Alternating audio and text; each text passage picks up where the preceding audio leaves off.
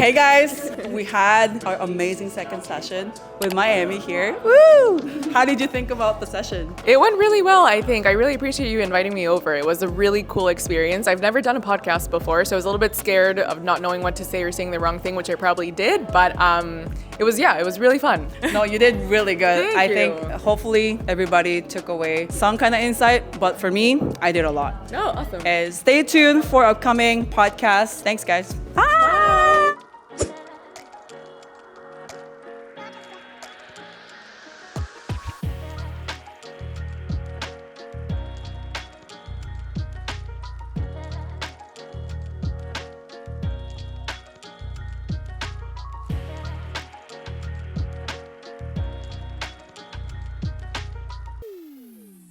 Welcome back, everyone.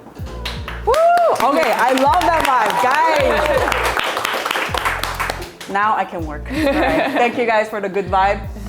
We are here starting up our second session with Maemi. If you don't mind introducing yourself to our audience, it will be great. Sure, yeah. My name is Maemi. I currently work as a digital marketing manager at SSENSE. I've worked as a digital marketing manager for some years now in different companies like Uber, Nintendo, Best Buy, and it's all been a wild ride. And I'm really excited to be here. I know you didn't mention when you said it, but she has a background in bachelor's degree in arts, majoring in psychology. Mm-hmm. How did it influence your career? Do you believe a degree is necessary for a success in your field? Yeah, I did study psychology. I did a minor in commerce as well, like business. I don't think either of them truly helped, to be honest, in my career. I think it was a really fun thing to study in school, and it was just really interesting to me, and that's why I picked it, but it wasn't necessarily because I thought it would impact my career. That sounds horrible when I say it out loud. But I've met people in different walks of life that are in marketing that have either like a bachelor's of science or in business or in arts or don't have a degree or just fell into marketing by accident, and they are all really successful and really good. So no, I don't actually think you need a degree to get in the Yeah, field. no, I don't think so. Okay. Yeah. I think as Maemi mentioned, she works at SSENSE, and a lot of fashion wannabe students are really looking forward to learn more about your position. Of course. So can you share a little bit about your job aspects so people understand? Yeah, so I'm the owner of all paid social initiatives at SSENSE. So that means any paid advertising that you see in any social media platform is part of what my team does. As a digital marketing manager, my main role is to ensure that we're hitting all of our revenue targets, that we're using the correct creatives to reach our different audiences, to segment out our audiences and target them correctly at the perfect time, and to make sure that also our team has some type of like testing schedule, that we're always innovating, that we're always exploring any other platforms that are out there. And so that's my main role. Okay, that's awesome. Mm-hmm. I think when it comes to learning more about your role, you can't separate your role from the company. Do you think there is any special aspect working at SSENSE as a marketing director? Yeah, I think that there's like a lot of, as you said, like I've worked across very different industries, and to be honest, like I think most jobs are very similar to each other than they are different. I also think that being maybe in like the performance marketing side of things is a little bit different. Maybe if you're on the brand side of things or creative side of it, I think maybe it would be incredibly like different to switch from one industry to the next. But in my case, like I just look at Excel sheets all day, whether it's at SSENSE or whether that's at Uber or whether that's at Best Buy. Like, I think it's very performance oriented. So again, like, although the aesthetics and the brand is obviously very different and it is quite important, the way that we operate and the way that I like to manage my team and the way that I like to manage strategy is very similar, actually. Yeah. I think that's very interesting because a lot of people might be thinking, oh, she works at SSENSE, so that means she get to be at the cool shoots and directing like dress this and that. No, you know? no. Is that part of your job, or Absolutely is it completely not. out? No. Okay. I'm not that cool. Like I said, my main role is to look at performance and make sure that our strategy aligns with what all those awesome creative people create, and that we're able to reach as many people as we can with the creatives that they make. We do have a say on those, depending on like what has performed in previous years, what we want to prioritize this year, etc. But I am not directing anything creative. Thank God for that, because that would not be great. That would not be great. I mean, you have a great sense of fashion style, Thank so you. we would think like you have some kind of say in it. The next season. What's in next season? You know? I honestly like don't. I think Essence is way too cool. I feel like I really base my style off of like anything that makes me happy, anything that brings me joy. I think Essence is very oriented with like the minimalist, like if you know kind of vibe, which is awesome. I think it's really cool. But I don't necessarily like feel my style aligns with that. I remember the first time that I went to work at Essence, everybody was, very chic and like was wearing, mostly black. And then I walk in with purple pants. So I feel that that's very telling of like how my style kind of differs from them. But yeah, no, it's been fun still. Wow, that's amazing. Yeah, I mean, why not stand out, right? That's true. Don't blend in. Okay, that's amazing. Yeah. And how did you begin your marketing journey? I know you said you didn't originally start, having that in mind. Yeah. How did you start on this journey? Yeah, I think I knew going into psychology that I didn't want to be a psychologist. I think I would be a really bad psychologist or therapist or counselor. So thankfully, that's not the route I decided to take. I knew I wanted to be involved in anything with the business world. So that could have been like market research or marketing or anything kind of that joined both fields together. But the way that I decided to explore that was by looking out for internships. So I did a bunch of internships while I was still in school. Most of them were marketing, but I did a lot of market research ones as well, just to see kind of what route I wanted to take. And then, I decided to stick with marketing, I guess. There wasn't, I don't think, like a solid, reason. I really like though how dynamic digital marketing was. Like when I first started, and I feel this is gonna like age me so crazily, but when I first started getting into digital marketing was really tough. Like there wasn't all the resources that we have now on like that you can get certified for free, that you don't have to necessarily work in an agency to start an account. Like all of that is so accessible. When I first started, you had to pay for any type of certification you needed, and a lot of jobs required you to have those certifications, like being certified in Google Ads and Facebook Ads and any other ad platform that existed. So that was really tough, and I think the internships really helped with that because I interned at an agency and they were able to pay for that certification for me. So that was like actually really cool. And back then, that's what kind of like set you apart from the rest, because not everybody could have access to that. But nowadays, like obviously everybody has access to that. It's free. Most ad platforms have like the opportunity for you to learn from them. And so, which is a great thing, don't get me wrong. But I think that seeing how that was evolving and how that could evolve as well is something that really excited me. And I also actually really liked that it wasn't that creative. I really enjoyed that it was very data driven. I really enjoyed that it was really analytical. I really enjoyed that my job wasn't to decide whether we go with purple or pink for that ad, but whether that brought in revenue, didn't bring revenue, and how we can continue iterating. So that was actually a good thing for me for that specific role. That's really amazing to hear the backstory of it, because even when I go into classes for fashion marketing, a lot of people are like, have expectation like, oh, you're marketing at this fashion brand. That means you get to have, like I said, you get to direct people what to wear. Okay, not that pants kind of, direction. Yeah. But I think marketing director or marketing side is more, like you said, looking at the Excel sheets, numbers. So I think it's also setting the expectation for people who are interested in fashion marketing, who are going in. So, or even for marketing coordinator, would you say the job is pretty similar in terms of looking at more not creative side, but also just the numbers? I don't know how best to describe it. Yeah, I think that it depends on where you decide to be, to work in. I think there's some marketing departments that are split out by like brand marketing and then performance marketing. And I think for brand marketing, you do need that creativity. You do need it is much more involved in the creative and how the brand is presented. Whereas like for performance marketing, although of course that matters, it's more around performance. So I think it depends. I do think for both, it is incredibly beneficial to be performance oriented, because again, just because something looks good doesn't necessarily mean that it'll perform well.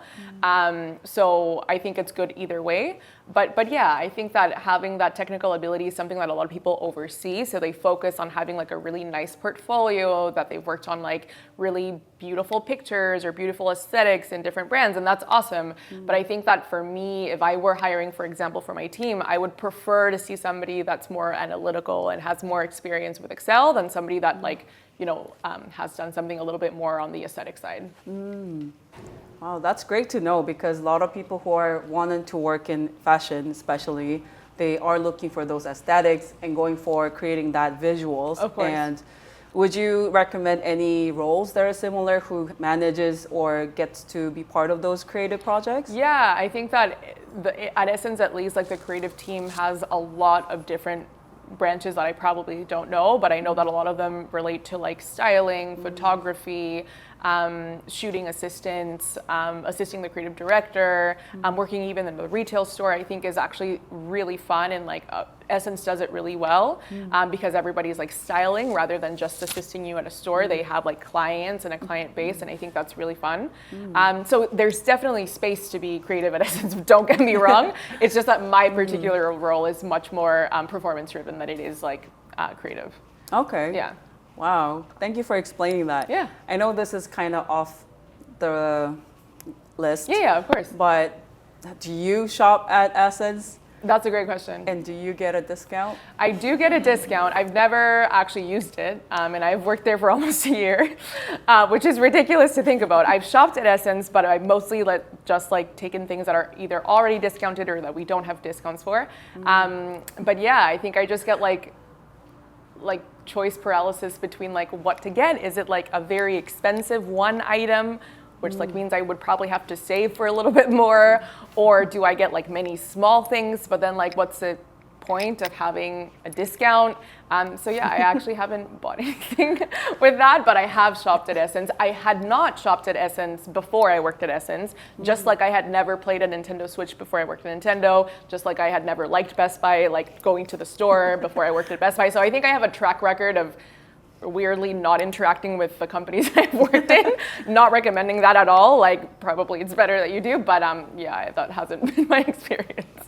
Wow, Yeah. I think you pointed out a very interesting point. Like you said, you don't have a lot of correlation to the brands that you wanted to work, because some advice say you gotta dress, if you're going to Lululemon interview, dress like Lululemon, Sure. or even align your aesthetics, visuals. Yeah. But you've mentioned very interesting, nothing really aligned with you. So since this is more focused on how to break in Of course. to the industry, would you have any comments on that? I mean, I think that it depends on your role again. Like obviously if you're having a creative role or you're being part of that brand's creative vision or like product, you probably do want to have some experience with that. But like I said, because performance marketing is really based on performance optimization, strategy, and testing, like doing that in a different industry doesn't really change dramatically going to another. So any examples that I would have on things that I've done at Uber or at Best Buy translate really nicely into Essence, because the same can be applied, even though it's a different product, even though it's different price points, even though it's a different industry. I do think that the process itself is like still applicable to the company regardless. Okay. So again, I think it's really dependent on that role. Also, like dress nicely for interviews still, like I think that's still recommended. But yeah, I think for me, and again, where I'm at, it's worked out. Not recommending it to other fields necessarily. Okay. Yeah. Wow, that's really cool to know, because for me, like I personally don't have experience working with like corporate Yeah, companies. sure. So it's always a big question mark. How does the process go? Like how do you even get an interview? How do you go That's about fair. taking the interview? Right? Yeah. I think interview processes vary, but honestly, over time, I think things have been very standardized. I think the amount of interviews, it's very extensive for some reason, but they're probably very similar, whether it's a smaller company or a bigger one. The only main difference could be that smaller companies move quicker, which is a good thing. Bigger companies seem to take quite a while. But yeah. Yeah, and I think it's interesting, if you guys can recall our chat with Christina. She said she also mentioned that how she got into the industry was through volunteering, and also same for myself. So would you like to share a little bit more about your volunteering experience? Sure, yeah. So I currently volunteer at Looking Glass Foundation. It's a foundation that helps people with eating disorders, just making sure that there are services available to them to support in their recovery. But right now what I do there isn't related to marketing at all. It's actually just related to their support program.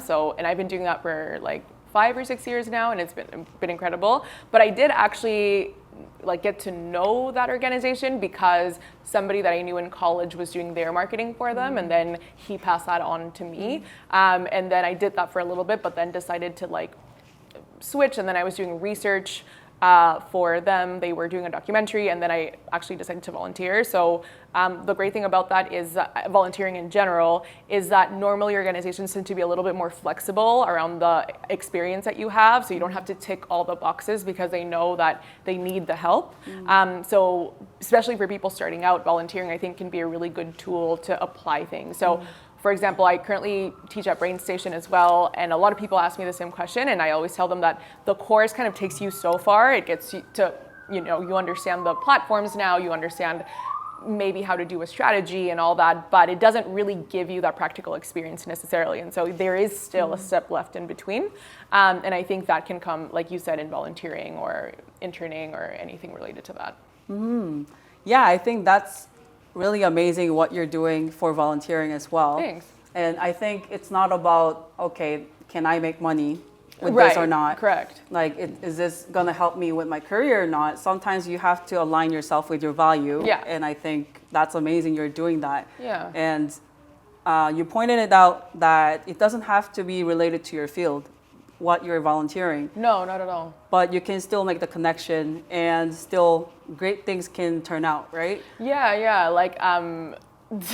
This is so random, but I know we're going to talk about mental health after, but the way that I decided to choose my therapist was because she volunteered in Dress for Success. I don't know if you guys have heard, it's a really great organization. So that's basically what made me kind of get in touch with her. And I'm sure that if other people connect to the cause that you're volunteering in, also it just makes the conversation so much easier. And it's just a cool way to connect outside of your skill set and what you do day to day. I think that's really great that volunteering is a great way to start. You would think, oh, you gotta reach out, you gotta talk to people, you gotta, do networking to get a job or get a direction where you want to go. But a lot of it, it's already 3 people confirming that we are starting from volunteer, and that's how we got into the industry, surprising enough. Yeah, right? I also think that I was just talking to someone about this because what she was saying to me was that she felt it was really tough to have an ideal role and company that you want to work with, and then getting constantly rejected from positions similar to that or in that specific position. And I totally understand that. I also hate applying to jobs. It's very demoralizing a lot of the times. But what I was telling her is that normally what works for me is that instead of kind of having a dream, you can still obviously have a dream role in a dream company, and all that obviously is important. But I think a lot of the times we focus on a goal so large that if we keep failing, you want to stop trying, when really there's so much in between that can be done to get to that. I was telling her that my first role, obviously my dream role when I started out in marketing was something, enormous, I don't know, work in Lululemon or work in a really cool tech company that everybody's heard. And my first role was actually at Yellow Pages, which I think no one in our generation is super familiar with it. A lot of people were oh, they're still around. I didn't know that was a thing still. And it's yeah, we still make phone books. That was still a thing. I don't think that shiny, great role has to be your initial step. I do think that it's easier to break down okay, why do you want that role? What do you need to get now to get there? And how can you move around different roles to eventually get there, if that's still something that you want to do? Breaking things down into baby steps, I think can be a little bit more manageable and realistic as well. I'm really happy that I get to ask questions directly. I'm having so many questions that come into my head. But I think it's very great that you touched a little bit on mental health. Yeah. And like you said, when you're applying for different jobs and different roles, it can be very tiring, but also demotivating too. 100%. Like you don't feel like you're valued as even a functioning human sometimes. I went through that too. 100%. But how did you manage that kind of stress and challenge? Therapy, for sure. I also think that like understanding your value beyond your role is something that's really important. I think, I don't know, like I think I had never really explored who I am as a person. Like nobody really asks you like, who are you? Like the first thing you say, you're like, oh, I work blah, blah, blah, or I do blah, blah, blah, or like, I know such and such person. Like, I think it's really external, and I think looking internally really helps. And then I think practically, I think networking, to be honest, like I think the coolest roles that I've gotten are because I know somebody that knows somebody, or I just know somebody directly, or I've chatted with somebody like in other times in my life that I then bring back. And I think that's the like best part of networking. I do think that the value of networking, in my opinion, and I could be 100% wrong, has kind of like gone down because it's become so much easier to like apply to jobs now. Like you don't, I'm not that old, but like it's not like you have to go up and like apply. You just apply online to like 75 jobs and you kind of get that done. So I do think that like even when I've attended other networking sessions, students reach out to me like through LinkedIn once and they think that that's their networking and that's what they've done and they're good with that. But I think networking goes so much deeper than that. And I think thanks to those like connections that I've had, I have been able to like interview in cool places. Even when I don't get the role, I think it's such good practice to interview in like different industries, different roles, different levels of roles. I'm here with you because we networked together as well, and it was nothing that like, well, but like it wasn't really related to what I do for my career. Like it was about businesses, and like I'm shutting mine down, so it's still like a great connection to have. So yeah, I think that I think networking has to come back again. Like I don't know, reaching out, getting to know people. I think it's really essential for job searching too. Yeah, and I think you're just reading my mind and taking the conversation to where we have to. Okay, great. Because networking is great, because that's the reason why we have amazing crowd here that we have over here who wants to connect with you. But I think it's also a great place that we can connect with each other. Like just because you don't know who's sitting next to you. Oh my gosh, yes. Who that person knows, right? Yeah, and I have like a really funny anecdote about that. So the reason, I'm giving myself a little bit of credit, but really the reason why I got my first job at Yellow Pages was because my parents were visiting me on campus and they happened to go to a coffee shop, and the person who opened their door for them heard them speak Spanish. And so he was like, oh, I speak Spanish too. Where are you from? And then they noticed that they were all from Peru. This all evolved in that like my parents ended up driving him somewhere, like strangers. Like I was like, where, what? Like you don't even know this guy. And anyways, they connected me with him just because I spoke Spanish. And then he's the one that got me my first job. So like, you know, like it's really bizarre how this all happens. Or even SSENSE, like I'm at SSENSE with I'm covering a mat leave contract right now. And the person who's going on mat leave, I worked with her like 6 years ago. So like, it's one of those things that I think really like, I think when you do things when it's convenient for you, it's very noticeable, and it's obviously fine, we all have to do it. But I think those like more valuable connections come, and more genuine connections come when you connect with people when you don't need them, like at any point. Like I think it's just like much more organic, and you can also chat about more things. Like after one conversation or one Zoom connect after we've connected on LinkedIn won't tell me a lot about who you are as a person. It won't tell me a lot about your experience. Won't tell me a lot about like what you like to do. Whereas like a longer term, you know, connection, I think allows me to be like, oh, like if I'm ever hiring in the future, like I'll remember this person, or like this person really made like, you know, made me think about different things, or like I think that this person that I know aligns really well with your values or what you're interested in, but I can only know that if like, you know, we have conversations. But again, like zero judgment when people reach out to me when they need a job. I think that's totally normal because I do that as well. But again, like I think the connections that have helped me out the most have been the ones that I've made when I'm not looking for anything. Wow. That's so valuable, because you can't really hear this outside. Because if you look up networking, they're gonna say, just reach out, slide into DMs, slide into a message, and just send them, you know, connection and try to make a conversation. But I think because we're human, we can't pick up someone's intention pretty easily, right? When somebody comes to you, approach you with something they need, you're a human too, you can pick that up pretty easily, right? Yeah. And again, like, I think that's totally fine. We all need jobs, so it's like no judgment, but it's just like the depth in connection and like the way that I would recall that person in the future if something cool comes up is less likely than if I've known that person for a little bit more. Yeah, I think that's very important because I think I agree with you that networking has a little bit of weird rap right now. Yeah, of course. We're like, oh, just connect on LinkedIn. Now you have network. But exactly. Like, is that really authentic and true to yourself and the person? Yeah. So I think you point out really important thing that it comes down to authenticity. You have to be yourself, but also have a genuine interest in the person that you're talking to so you can make the real connection, right? Yeah, and I think being vulnerable is part of it as well. Like a lot of times we want to come off as being like super professional, that we got everything together. We just need that like interview so that we can get the job. But a lot of the times it can be just about like, you know what, I actually don't know what I want to do.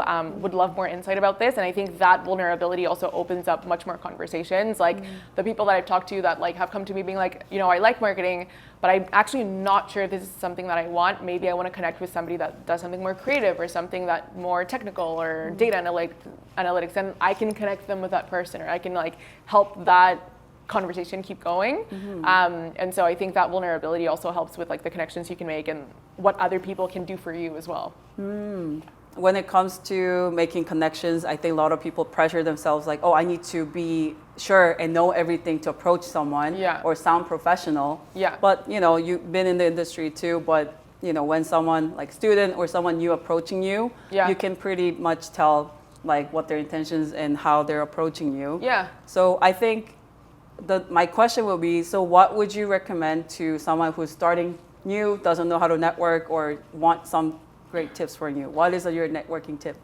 Yeah, I think, again, like that authenticity, vulnerability is definitely part of it. I think just having a genuine interest in what that person does helps. And I know that sounds like bizarre because I'm sure you're all here because you are interested in what people have to say today and like what your peers also are here for. But I think sometimes like people think that they like that, but then they end up not. And so you can tell like as you start having that conversation. So if there is something that you're interested in, if there is like a person that you really like or you would like to connect, I would encourage you to reach out. I would encourage you to like send that DM or like send that LinkedIn request, but try to go a little bit beyond that. Like try to stand out in, you know, a way that you can. When I was trying to also get into the industry, I had so many informational interviews, 90% whom I don't remember, so probably 99% of them do not, like, have zero idea who I am, right? And so, like, yes, that's great because, again, I was trying to find a job, like, it was an immediate thing I needed to do, but it hasn't really served me to spend and invest so much time in, like, doing research and preparing for that one coffee chat and then never talking to that person again. Like, so I think be smart about how you want to invest your time, but also be smart about like how that person is investing their time too. So I also think it's totally fair to be like, you know what, you've helped me so much. I think I'm kind of going to like look elsewhere or chat with other people. That's 100% fine. I think what's happened a lot though is that people chat with you and then like there's absolutely no follow-up. Like you know nothing about them until they need a job or they need something else. And I think that's where like, again, fine, but it's just a little bit less genuine, in my opinion. Yeah, thank you, bye, kind of. Yeah, exactly. Attitude. Yeah. Okay. But again, like I've done it, people have done it. I don't judge you for it, but I'm just saying that like the long-term investment isn't there for those types of relationships. Yeah. I also teach professional networking as well, and the one thing I always keep saying is, guys, don't limit to yourself. Yeah. Get out there. Easy stuff. Say your name, what you do, and ask about the person. Yeah, right. But exactly. make the intro and make it easier for other person too. But I think your tips are really helpful too. Be more genuine. Be yourself. Yeah. Right. Well, how about for people who are more introverted? I know not everyone in this room, including myself, is not really outgoing, social butterflies. Yeah. Hi, how are you? Yeah, but how would you recommend like making that approach for those people? I also consider myself really introverted. like I do not like networking, like straight up. Like I think it's really scary and it puts you in a very vulnerable position. I think I don't know why I have this huge fear on like having people revise my resume, even though I do it for anyone and everyone. Like I love doing it. I think it's so good, but me sending mine feels like, oh my gosh, like people won't think I'm good enough. Like maybe this is crap. Like maybe they would never hire it. So like, I start getting all these thoughts.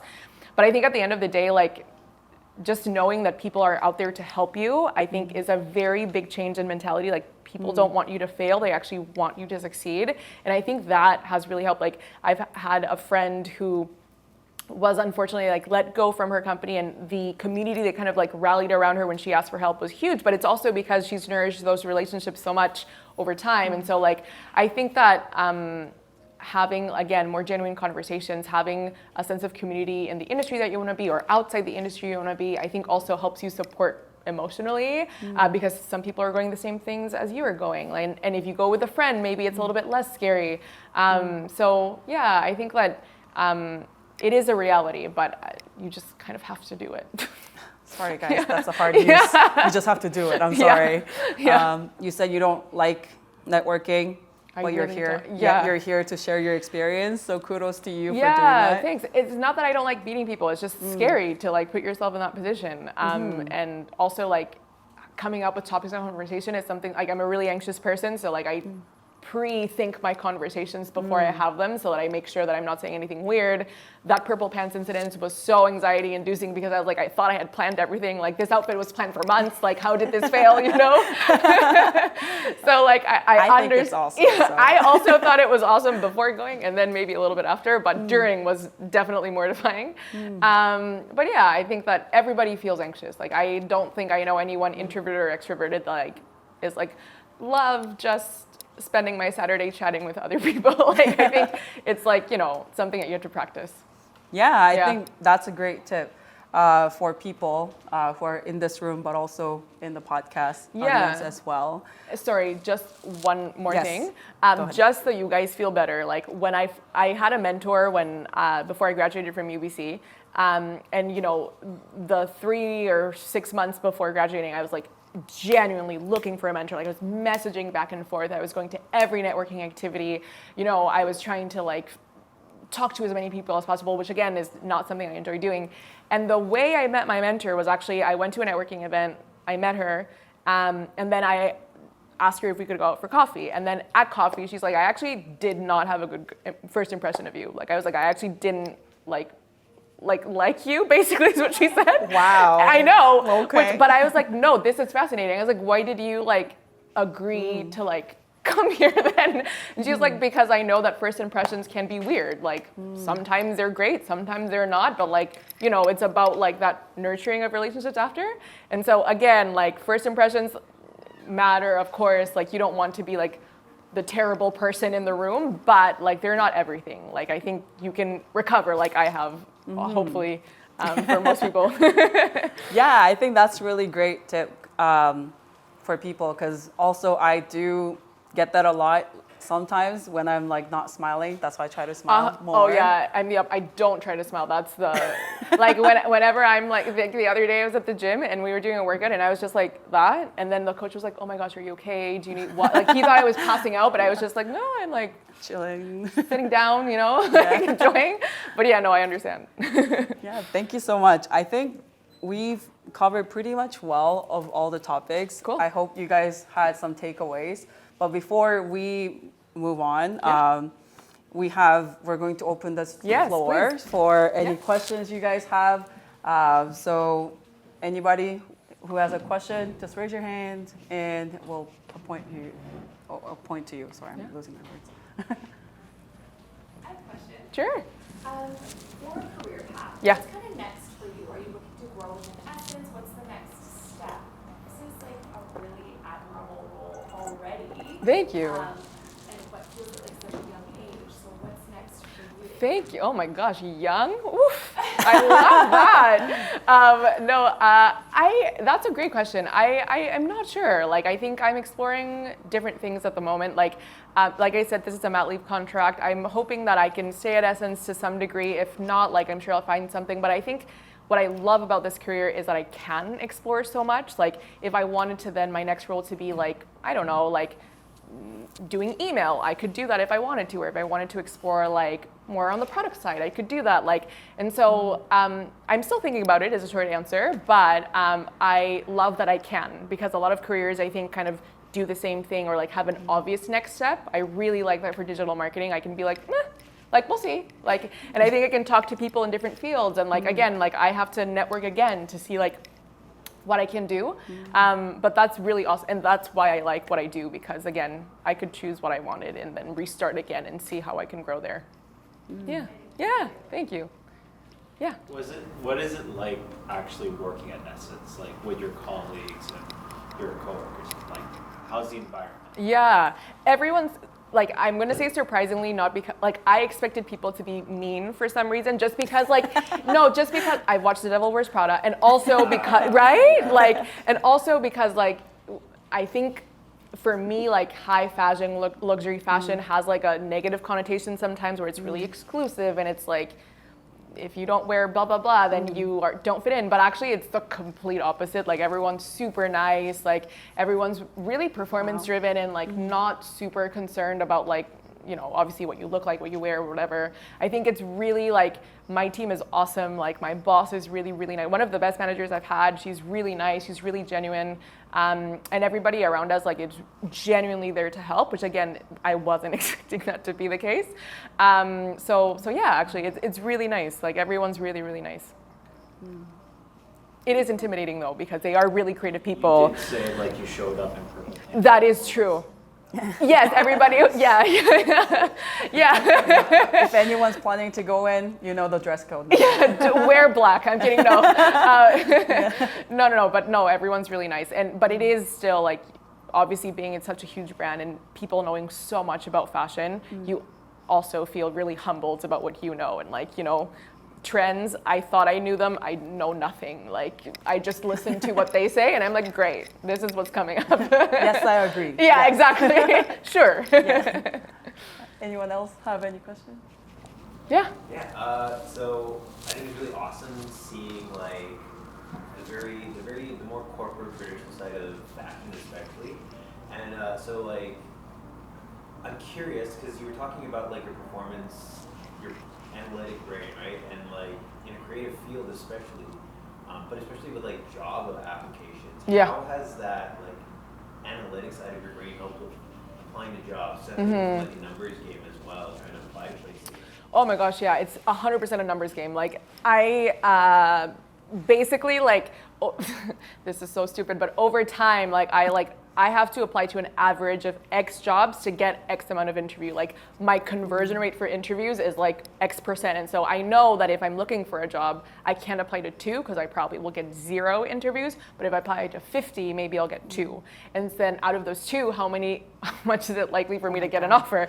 So then like, I think it's literally a numbers game at that point. And a lot of people that I know have made it a numbers game. Unfortunately, I think the job situation right now is bleak. So I think people have to. What I would not recommend though is something obviously I have done in the past, where you apply to so many you lose track. So for example, because some corporations take so long to call you back, there have been times where I've genuinely taken an interview call being like, I don't know what this, like I don't recall what I'm interviewing for, and the job posting is down because they contact me like 6 months after, and I'm just like, yes, this role, I recall this so perfectly. Like, did I answer that on my application? Great, like yes, aligned with what I said like 6 months ago. Like, so that has happened. I don't recommend that ever happening to you, but so a lot of people, like I keep an Excel spreadsheet of like what I've applied to, why I applied there, what I think are my stronger points. I also have like a sheet where I have like screenshots of like compliments or like accomplishments. Like some companies like make shout outs, or like coworkers are really nice and on your last day like send over a really nice recommendation. Like, so I screenshot all of that, and like I have like a file where I save all of that. So that also, this is so sad, but when I feel really not great, I read those and I'm like, you know, it's gonna be okay. Like, it's gonna be okay. So, you know, having those resources available also helps. Another thing that also helps, sorry, this has nothing to do with analytical, just like mistakes and then kind of learning, is that I never remember what I write down when there is an answer box in the application, because I'm so used to just having resume, cover letter, and sending it over. When you have to answer and type things out, now I save all of those answers in a Google Doc so that I can copy paste to the next, or like change some things obviously, but like that way, like if you are asked something similar or in your interview, you can bring those back without having to like have a good memory, because I clearly don't. So that has also helped a lot. And then I also, like, of the jobs that I really, really want, I tend to see who in my network is connected to somebody close to that. So for example, like even if it's like somebody that I worked in like 10 years ago, actually I'm not that old, sorry. Somebody I worked in like a few years ago, and then like they know somebody that works there, then I'd be like, great, that's good enough. So then I start doing that work before I apply or during my application process, so that I at least have one cheerleader for me in that company, I guess. So yeah, that's what I've done so far. Messy, but like more iterations on what I've done wrong. I think it's very organized. I never thought about making Excel sheets. Yeah, well, I do that every day, so I feel it's just like part of my job. Using your job Yeah, to your exactly, own. yeah. Nice, personal branding. Yeah. Hi, yeah. What are some characteristics you look for in content creators, in essence? Yeah, I think that normally there has to be some degree of authenticity as well. I think a lot of content creators, especially because everybody, this is such a blanket statement, but like there's this belief that everybody wants to be an influencer now, so like everybody does whatever is viral at the moment. I do think that SSENSE looks for a little bit more of that authenticity, that like thing that'll make you different in like a way that is great for our audience. I think it's also somebody that has like very, if you've seen our website, I'm sure, like if you compare our website to how something like Hold Renfrew or like other stores similar to us look like, you'll notice that SSENSE always has a little bit of that edge in like styling, in picking what they buy to like sell to us at the end of the day. Like all of that is really unique. So I do think that that is incredibly important. I also think like part of it is humorous as well. Like I'm sure you've seen like, there's been different campaigns that are like, how do you say SSENSE? Or like we make fun of ourselves a lot of the time, or like how do you say a certain designer? So not everything has to be so polished and like expensive and like you know all of the things and you already own 7,000 designers. I think it's much more about like fun, authentic, edgy, like content creation. Yeah. And you know, it's so interesting that you're saying that, because I think using content creators and like generated content from different creators is going to be like, it's such a huge part already to what we do. And so I think that keeping it fresh is so key, because you don't want to get lost in like that sea of what every influencer is doing. So I think that as well. I Yeah. have another question. Oh, sorry. Would you mind? Oh, yeah. Yeah. Yeah, so, sorry, my question was... Oh, it's okay. Don't worry. We can come back. Oh, okay. Okay, so we talked about like longer lasting connections, and Yeah. you know how like the standard like, okay, like this is like what our school said, like Yeah. just like reach out to someone through LinkedIn, set up like a meeting in like a cafe or something, Yeah. and then like we do that, and then like it kind of runs cold from there. Yeah. And I'm scared to like reach back again, like hey, but I don't want to be like that one kid knocking at her door, like hey, like let me in. Like, Well, I I don't know how think. to carry on that. Yeah, I think that's totally fair. Yes, I understand that as well. I think that what I meant by that is more like that person will probably not remember what you talked about that day. And I say it because my memory also, and I've done a lot of these, so I can't really remember what I've talked to like 10 people about in coffee shops, because everything starts blurring together. So I think the best follow-ups that I've gotten are people like, hey, like, I really like that we talked about this when we met up. Can we follow up with this? So if there's an action item that you need from the person, or just like continuing the conversation around something that you talked about, I think is really important. Or like, oh, you said that you like to, you know, revise resumes when we got together. Would you mind looking at mine? This is the job that I want to apply to. Like, this is my follow-up. Like, can we get together to do this? Or like, can you revise it for me and then give it back? Like, I think